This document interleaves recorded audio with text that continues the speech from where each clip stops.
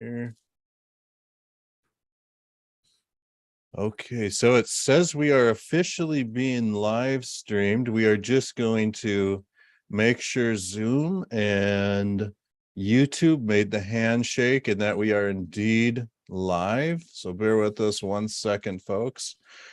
It looks like we are in fact live. So I'm going to go ahead and just share this stream to Twitter.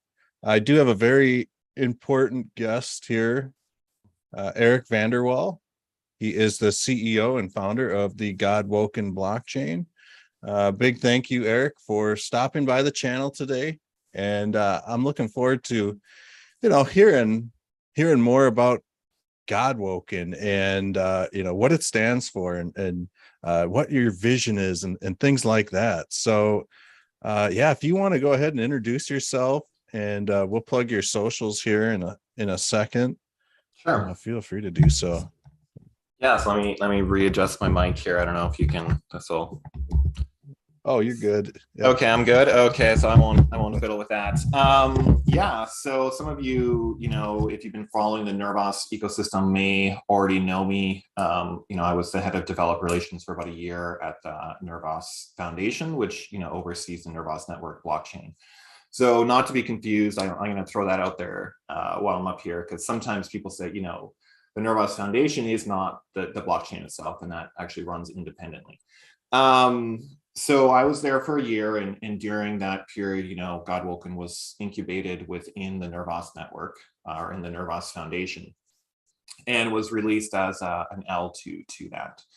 So a lot of the team that was involved directly in that, including my new CTO and the CIO, who are actually my co-founders, we have taken about 20 people and just split off from the foundation with their support, and brought people also in from Cryptape as one of the engineering teams behind that.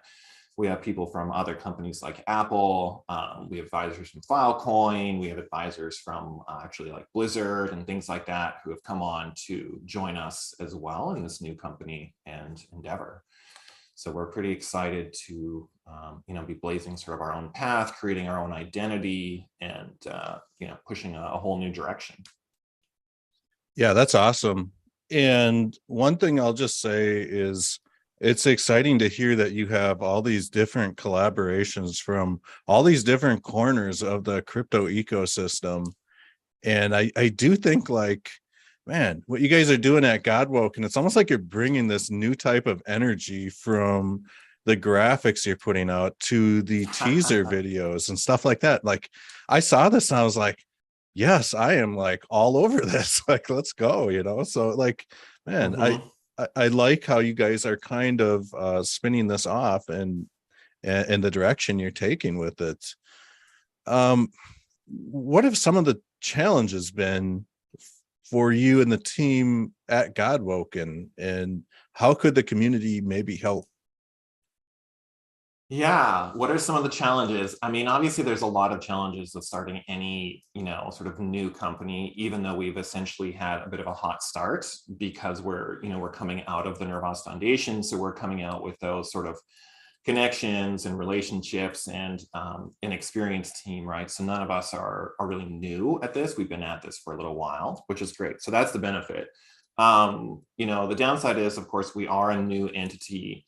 Our name is not really that well recognized yet, as we're just sort of starting off. And so we're certainly excited to make our mark in the industry and sort of differentiate ourselves between some of the competitors or somewhat similar-ish type of projects out there. And I say similar-ish because I really think there isn't anyone doing exactly what we're doing. Of course, otherwise we wouldn't be doing it.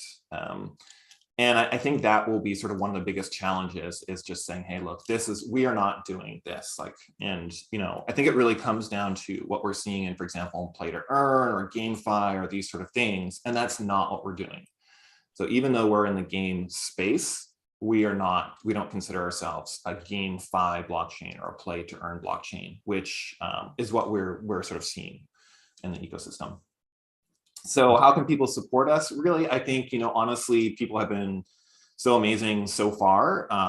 And again, we're lucky that we have that hot start from Nervos ecosystem, because so many of those people have just sort of followed us over and continue to support us, which I think is pretty logical. If we think of it in the sense of the more successful that Godwoken is, actually it's a successful win for the Nervos blockchain as well. Since we are essentially an L2, we're using the same token. We're basically just bringing a lot more functionality to that token. Okay. That was going to be one of my other questions I was going to ask is, are there any plans to have like some sort of other tokens for Godwoken other than like CKB or for example? I think it's a good question, and we certainly are seeing that in other L2 ecosystems. We've seen that in Optimism, for example, the OP token. We have not seen it in Arbitrum, for example. So there is some precedent here, and I would definitely say that I won't rule it out. So I would say, keep your eyes peeled for that and for more information, but currently there is no token. So I know there's a lot of scams going around and some L2s literally have the words "has no token" in their Twitter title. So there is no token. But again, we wouldn't rule it out. If we bring in a token, we want to make sure that it has an actual utility, an actual purpose for it to exist, rather than just say, here's a token on top of everything, right? And we do see that happening. So yeah, absolutely. No, that's awesome. I appreciate that. And I think we got a few questions here, if you don't mind taking them. Yeah, I'm just going to go ahead and share my screen here. Bear with me one second. We get this up online. And Viola. So we've got Tam, who is asking, to me, the biggest challenge I can see is to make such a comprehensive, yet I think he meant to put somewhat convoluted ecosystem user-friendly and intuitive to use. How do you suppose, I'm pretty sure you meant to say that will work towards mass adoption? Yeah, so I love this question because it basically tees me up to what we are doing. So I don't know if I would say we were convoluted. I would say that we're sort of, we are blockchain, right, in that sense. And there is always that sort of sense of somewhat organized chaos going on. And, we are a permissionless open source blockchain. So for example, any code that's pushed, you want to push your own code or, submit it, you can find that on the GitHub. And on the permissionless side, anyone can deploy anything essentially on it as long as they pay the gas fees. So that does create sort of a sense of chaos, and there's not always a like super cohesive plan in that sense. So that's true. However, how are we going to make this sort of user-friendly and intuitive to use? That is really one of the stabs that we're working towards. And I've mentioned it a couple times before, but we are working with a partner on a social sign-in wallet. And so what that means is that you can essentially use an email, a Twitch, a Twitter, or different kinds. I think we have about 9 or so different social sign-ins that you can use. You check off one box the first time to say, hey, yeah, I agree to these terms of service, and you're in. That's it. It's web-based. So as long as you have an internet connection, you can access that wallet. No downloading MetaMask, no managing your key phrase, but it is non-custodial. So you can export that if you want to. You want to go back to MetaMask. We don't want to lock anyone in. I really don't believe in vendor lock-in. So we always want people to give people the option. They can still use MetaMask. So that is one side that we're doing to make things much more user-friendly. So you can actually say, hey, mom, go to this website, and she can just do one click and sign in with her email, and she's in. The other side to that is this idea of a gasless API system. And I think there's been a little bit of confusion about this, where people are saying, oh, are you going to be free? Are you a gasless blockchain? So no, unfortunately, we can't do that for, a multitude of reasons, as much as we would love to. However, we can offer a gasless layer API that's permissioned, meaning you would have to have permission to use it.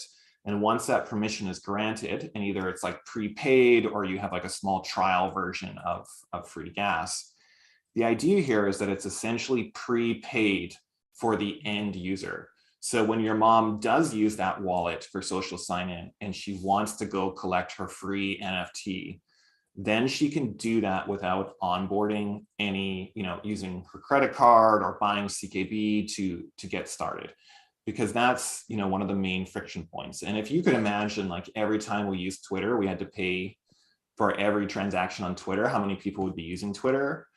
And it's not free, right? It's just being prepaid by Twitter for in the hosting services. So it's not like this sort of stuff doesn't exist. It's just, the way we've gone about it with Web3. And it doesn't have to be that way. So again, I just want to throw out there that this will be an optional thing, an optional layer that we're still working on, that, if people don't want to use it, they want to use MetaMask, they want to do it the traditional way in Web3, then they can go ahead and do that. So that's maybe sort of a long answer about how we're working to make this more user-friendly and intuitive. Because when it comes to gaming and things like that, we want to bring new people in, right? We want to bring sort of quote unquote non-Web3 people into the Web3 space, especially through gaming. We need to make that onboarding process very simple and smooth. Yeah. Yeah, that's awesome. And I think, like, so like, let's just say someone created this DApp, it's making a boatload of money. They could apply for the permissionless, gas-free layer, and maybe pay upfront these gas fees so that their users just wouldn't have to experience, the gas fees on the front side of things. Mm-hmm. If they're charging for NFTs or something, they could just, almost bill themselves back. So I think, man, I maybe love that would be a business advantage for them, right? Maybe people will go because they know that they don't have to pay a gas fee and that there's no sort of hidden cost. Right. Because gas fee is sort of like a tax, right? And if it's like the tax isn't written on the receipt, and then you go in and have to figure it out each time. But if the tax included in the cost, then maybe we end up buying more. Yeah, it'd be kind of just like, the Robinhood app or something. Every time you make a trade, they just take a little bit, and that's cool. I think that offers a huge advantage for people. Just, they don't want to see that. I don't know. There's definitely going to be some big time use for that, no doubt. We had another question from Common Knowledge. Elaborate how optimistic rollups work. Is the Godwoken sidechain POA, and will it be POS someday? The built-in BFT like consensus algorithm overlord of Muda, and how we can imagine how transactions finally settle on Nervos layer 1. That's like a bunch of foreign language to me. So I think there's a couple questions in there, and I'm only going to sort of address this on a very superficial level. If I can get too deep into this, I will probably give you the wrong answer. And I feel no shame in that, because, one of the ways that I've been successful in my career, and I've been doing this for about 20 years, is by surrounding myself with people who do know the answer and who are smarter than me at certain things. So, for any developers or people who are watching, you don't have to know everything, but you do have to find people who do know the answer, and, form alliances or partnerships with those people. And thankfully, I've been incredibly lucky to do so at Nervos. So rolling all that back, how do optimistic rollups work? Well, I think this is sort of online, and you could probably get a better answer by looking that up. But an optimistic rollup, and I don't want to confuse sort of the question here, is we're not a side chain. So just to say, an optimistic rollup is essentially an L2. And the way that optimistic rollups do work at the moment, we are not necessarily POA, but we're not POA. We're sort of in a gray area there. And this exists with all optimistic rollups. And maybe this is a little bit of a dirty secret within the industry if you dig a little deeper.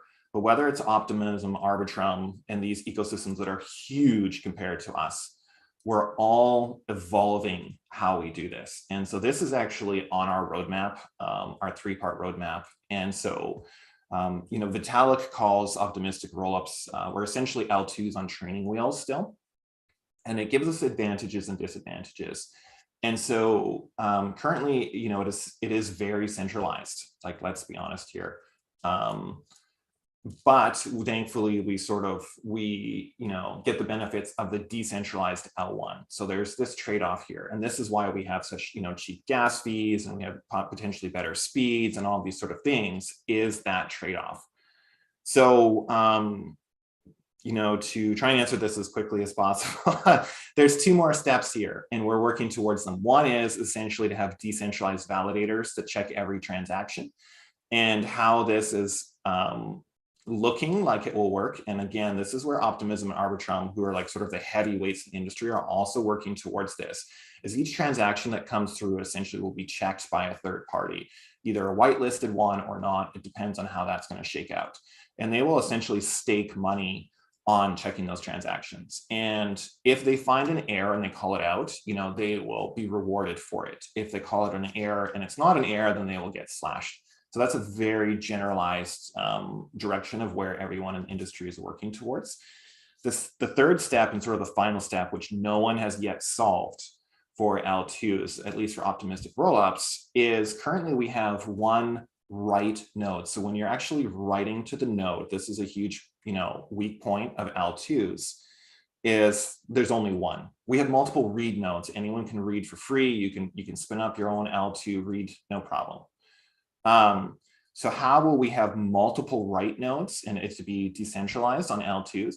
This question hasn't been answered yet. So, some of the smartest people essentially, in my mind, in the world, in engineering, are working on this, and we don't have an answer to that yet.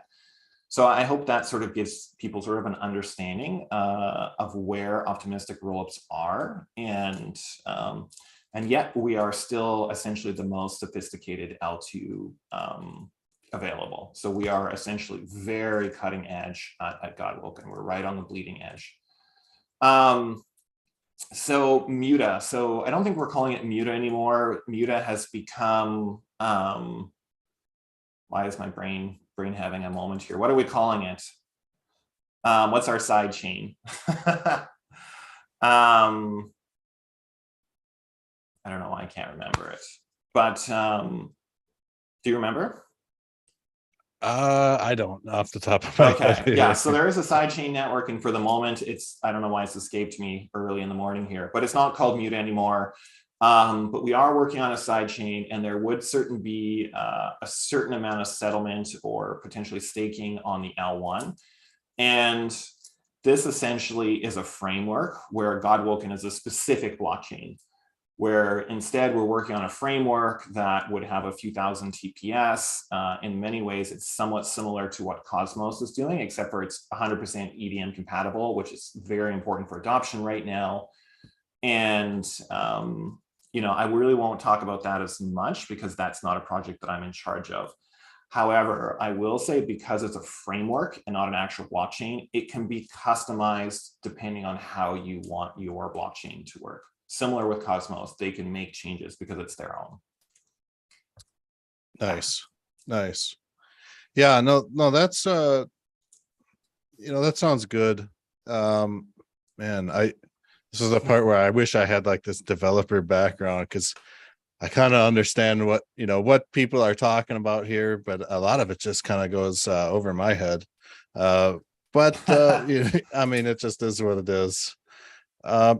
People, when we talk about like what is Godwoken, it's a layer 2, and it's got layer 1 security, layer 2 Ethereum virtual machine compatible. And can you talk about layer 2 EVM compatibility? Yeah, so some people, I mean, depending on how much you know about Nervos network, we are on the L1 very unapologetically a proof of work blockchain, which I know has become sort of a dividing factor within the industry now that the merge has happened with Ethereum. But and we're also UTXO based, so we're close research partners with Cardano and sort of the research. It's called the UTXO Alliance. However, being UTXO does certainly make it difficult, or more difficult, to build on that L1. It's more of it's greenfield, right? So there's not a lot of technology built up there to help you. There's not a lot of tools that exist. And so you have to build from the ground up much more. So it gives you a lot of flexibility, but it also makes it very difficult. Mhm. So, Nervos was always developed to be a multi-layered architecture. And I think, the word modular is being thrown around a lot more for what we're talking about. But essentially that modular architecture is, Godwoken. We are sort of the first L2. We're the first layer of that modular architecture. However, we certainly, I don't think will be the last by any stretch. So the side chain that's coming out will also be essentially linked to the L1, and we may see more layers come out as well. So it sort of just fulfills that promise of what Nervos was always about, was being sort of this ultimately flexible power and hopefully future-proof L1. Yeah, that's sick. I like hearing stuff like that. When we start developing this type of stuff, my biggest concern right out of the gates is just being able to stand that test of time. Yeah, we don't know where things are going to go, right? Like Yeah. EVM is the popular choice right now, but certainly we see what Polkadot is doing, and they're working on WASM, and they have their own things going on, and we see more and more blockchains coming up. And so we don't know what will be popular in 5 to 10 years. But essentially Godwoken, the Nervos L1 was designed to be able to support various types of L2s or side chains with these different technologies, even if we don't know what they are yet. We more than likely will be able to support that. So, I'm supposed to be here talking about Godwoken, but the truth is the L1 is such a powerful piece of technology, and I think so misunderstood still. But as more L2s or side chains come out, I think people will start to see, what's the benefit of this, just because it is so flexible. Mm-hmm. Yeah, definitely. Yeah, I just kind of wanted to close this whole overview of Godwoken up with the ecosystem, and maybe we'll talk about some of the grant stuff where people can apply. What type of interests are you seeing across the board from people building on Godwoken? Are you able to look at GitHub and say, okay, somebody just opened up this project for some sort of DEX or an NFT project? Are you seeing growth in one area over another, or what types of things are you seeing people build? Yeah, so if people are just launching on GitHub, it's not really easy for us to figure it out that way. The way that we're mostly figuring out what people are building is by them reaching out to us on our social media or other people pointing out. And then in almost every single case, we try and do our best to reach out and sort of make an assessment of the type of project. It's a tricky balance because we don't want to promote things, and we don't want to give any sort of unfair promotion to one project over the other. I think that creates sort of a system of imbalance and might encourage other people not to innovate. So we have to be careful as much as possible about that. That being said, we certainly want to offer support to everyone who's building and who's building legitimately on Godwoken. And so if you need technical support, or you want to be listed to the ecosystem page, go ahead and reach out. And Build Club, as a side project that actually has come with us to Godwoken. It's left the Nervos Foundation. Well, it already left the Nervos Foundation, but it's joined us at Godwoken. Has been like just this huge benefit of supporting developers and whatever they're building, and giving them marketing advice and helping them with BD connections, giving them grants and all kind of stuff. So to circle back to your other question, certainly if people are interested in building on Godwoken, we do have a grants program through Build Club, and there is like a little button there that says apply for grant, and that goes through Build Club. So whether it's an L1 project or an L2, Build Club is helping to manage those grants and those projects for both Godwoken and the Nervos Foundation. And go ahead and submit your idea there, and then someone from Build Club will reach out and discuss it with you, and then sort of help you vet things.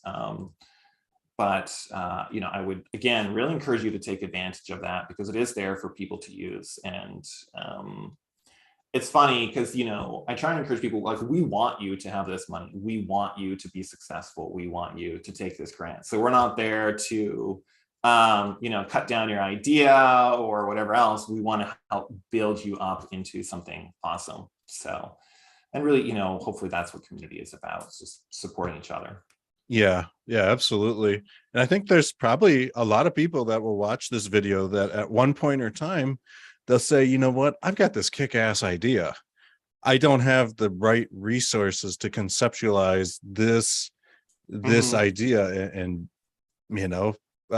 create it. And that's where this grant system, like a lot of people don't understand, like it's a great tool to help use to kind of get in with developers, bounce ideas around, get your project funded. There's just so many benefits to this. Even if you don't get it, the connections and stuff that you can make are priceless. I would encourage those people to go to Twitter, type in Build Club, I think it's Build Club XYZ, and join the Build Club Discord. So to be on the Build Club Discord, you don't have to be essentially have a grant, but it's a really good place to hang out with other developers, to meet people, bounce your ideas off of them, to meet people who are developers, because there are always developers who are looking for ideas as well and partnerships. Being a good developer doesn't mean you're necessarily a good business person. It doesn't mean you're good at BD or sales or building up a community. So, if you're interested in that, join Build Club, get on the Discord, start talking with people. And I think you will find some like-minded people who would be interested in following that path down. Yeah, well said. And let's see here. I think we'll just kind of wrap it up. We'll kind of keep this whole thing short and sweet. If you guys want to follow Eric and see what he's up to, you can follow him on Twitter. I will link his handle and his Twitter account in the description and pinned comments, as well as the whole Build Club link and the grants links. And we'll go ahead and also link to Godwoken in the description and the pinned comments. So I'd encourage you guys to check them out. And, if you got any ideas, definitely consider Godwoken to build your project on. Really, Eric, do you got any closing thoughts? I think my closing thoughts is, certainly follow the Twitter. And, we're pushing out more Twitter spaces lately. We have some really interesting guests, whether you're a builder or not, especially if you're a gamer, come check it out. And sort of the series is going to be around why blockchain and gaming. I think, we're starting to know how to do it. We know that it exists, but the question is why should we do it? What's the real reason behind it? And so we have a series of guests coming up about once a week, coming to discuss that from a different point of view. So I think that'll be a really interesting series, as long as you're into video games and blockchain in some way to come. And again, be part of the conversation, raise your hand on the Twitter spaces, come up, ask questions, and, we're excited to have you as part of the conversation. Yeah, absolutely. I'll vouch for the whole Twitter spaces. I caught yesterday's Twitter space. It was fire. So really definitely good turnout. Yeah. All right, folks. Well, I think that will about wrap it up for today's little show on Godwoken. Again, Eric, it was a pleasure to have you on to talk Godwoken. Thank you for having me. You're very welcome. And we will catch